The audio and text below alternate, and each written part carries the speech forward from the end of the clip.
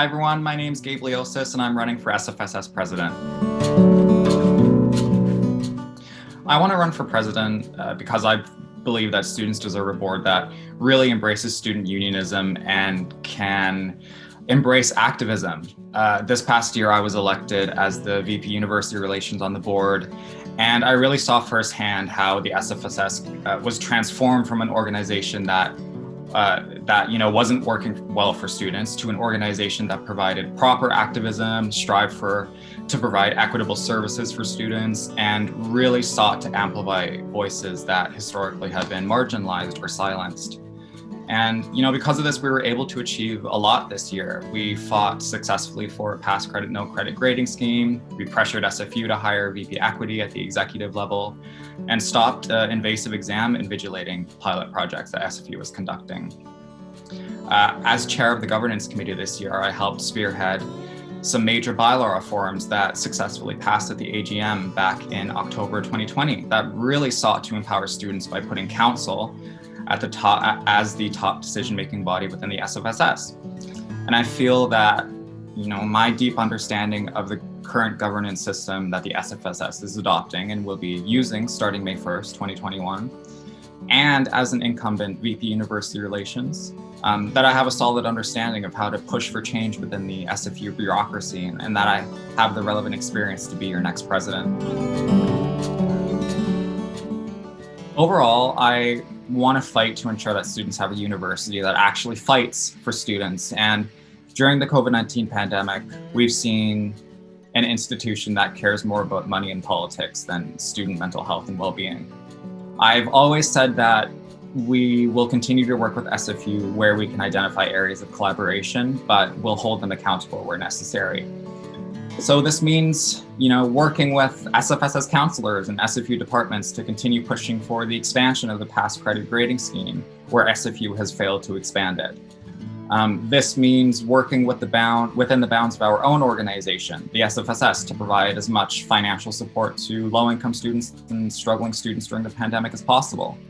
This means continuing to fight for student affordability, which means, of course, pressuring SFU and the federal government for a tuition freeze, but it also means focusing on other areas of affordability, such as food insecurity, financial predictability, affordable housing, expanded health coverage for students. Well, I think it's something that absolutely needs to happen, and our SFU Progressives candidate for VP Finance, Amos Pangira, plans to address this by making sure that the current grant system is more open, efficient, accessible, and increase grant amounts for things like food and AV costs to allow clubs to hold larger events.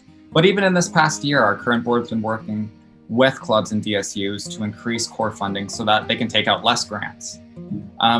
But clubs are also not the only area we should be focused on too. I think that we should also be considering our departmental student unions and faculty student unions as well.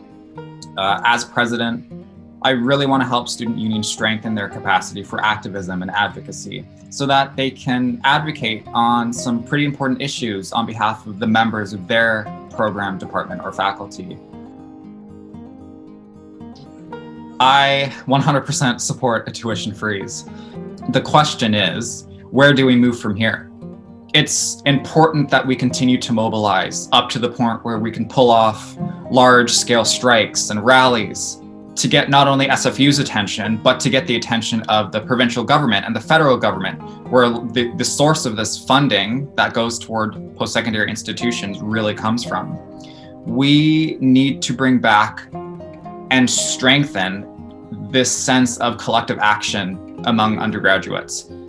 Students have a lot of power to push for the systemic changes that need to happen for this change to occur.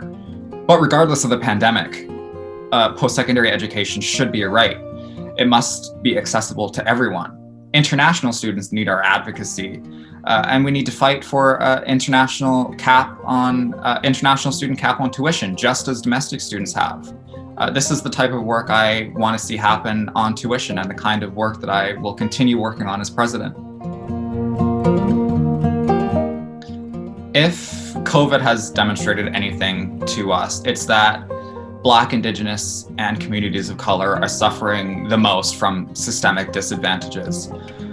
I think with Joy Johnson becoming SFU's new president, we've seen a rise in EDI initiatives.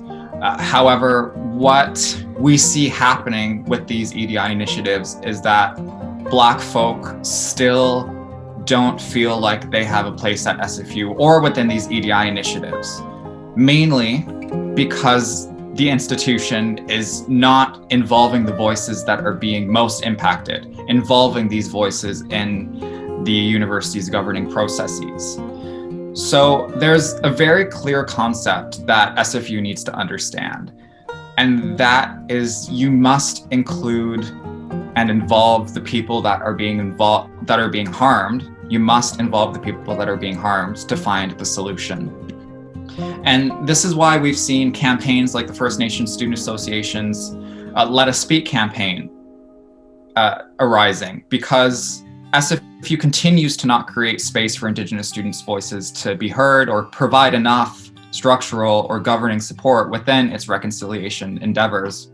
So taking all that and simplifying it, simply put, SFU loves to talk the talk, but when it comes to walking the walk, they simply are yet to pull through. And in conversations we've had over the last year with SFU directly, we have and will continue to make this very clear. There's no need to recreate the wheel, especially by folks running these EDI initiatives who aren't usually BIPOC folks in general when these folks are running the show. So as a student society, we will continue to hold space for folks and amplify the work that's already being done in these areas by student groups all over campus, creating space for these conversations to happen within our own organization, the SFSS, but also ensuring that SFU is doing the same. I'm just excited to be running again for a second term on the board. I think that we've accomplished a lot, but the work still needs to continue.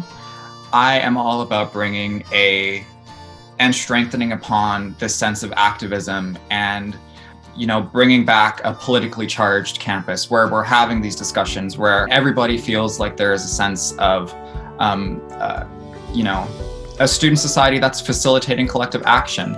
And I think that over the past number of years, that's something that we just haven't seen, and I'm very excited to be part of this change.